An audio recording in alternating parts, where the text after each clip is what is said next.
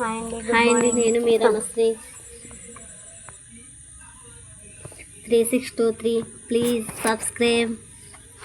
నాగల చవితి రోజు వీడియో అండి. మీరు ఎలా చేసుకుంటున్నారో కామెంట్ బాక్స్లో తెలపండి. మేమైతే చేసుకునే విధానాన్ని షూట్ చేస్తున్నాను.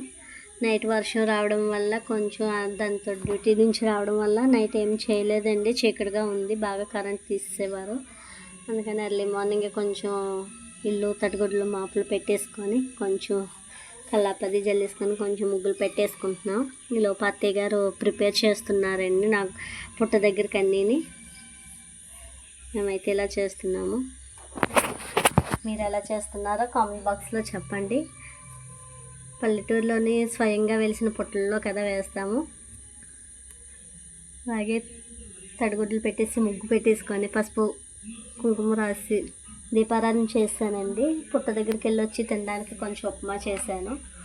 అంటే వెళ్ళి వచ్చేటప్పటికి పిల్లలు ఆకలితో ఉంటారని ముందే ప్రిపేర్ చేసాను. ఉప్మా ఒకటే వండాను, మిగిలిన రైస్ అది వచ్చాక వండుదామని. నా ఫ్యామిలీ మొత్తం పుట్ట దగ్గరికి వెళ్ళాము. మా పుట్ట చూడండి ఎంత బాగా చేశారో. మా పక్కనే పొలంలోని నాన్నగారు ఉంటారు. ఏది అడిగినా హెల్ప్ ఎంత బాగా చేస్తారండి. పుట్ట చక్కగా తయారు చేసి కన్నాలన్నీ నీట్గా కనిపించేలాగా చేసి ఏం వేసినా గుడ్డు వేసినా లోపల వరకు వెళ్ళేవండి. అంతే, నిజంగా దేవుడి దగ్గరికే వెళ్ళాయని ఫీల్ అయ్యాం. కొంచెం అలా రెడీ చేసి నేను చేసుకునే విధానాన్ని నాకు రాదు. అత్తయ్య గారు పక్క నుంచి చెప్తుంటే అత్తయ్య గారు ఎలా చెప్తున్నారో అలాగే చేస్తున్నాం. నేను చెప్పాలంటే మా అత్తయ్య గారు మా అమ్మలాగే చూసుకుంటారు, కోడల్ని కూతురులా చూసుకుంటారు.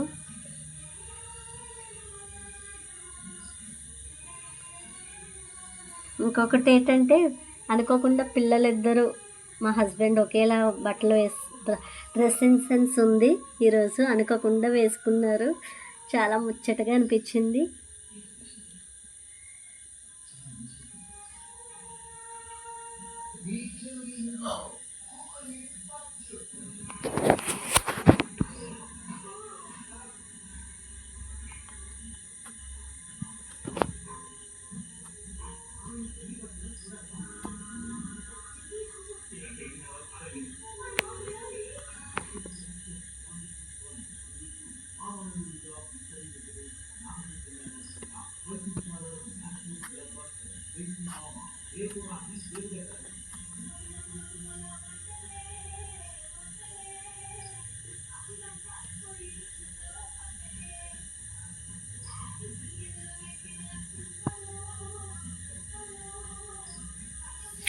పెద్దబాబు ఏమో ఈరోజు నాన్ వెజ్ తినం కదండి, అందుకని పాలక్ పన్నీర్ కర్రీ వండాను. పిల్లలు ఇష్టంగా వండమన్నారని.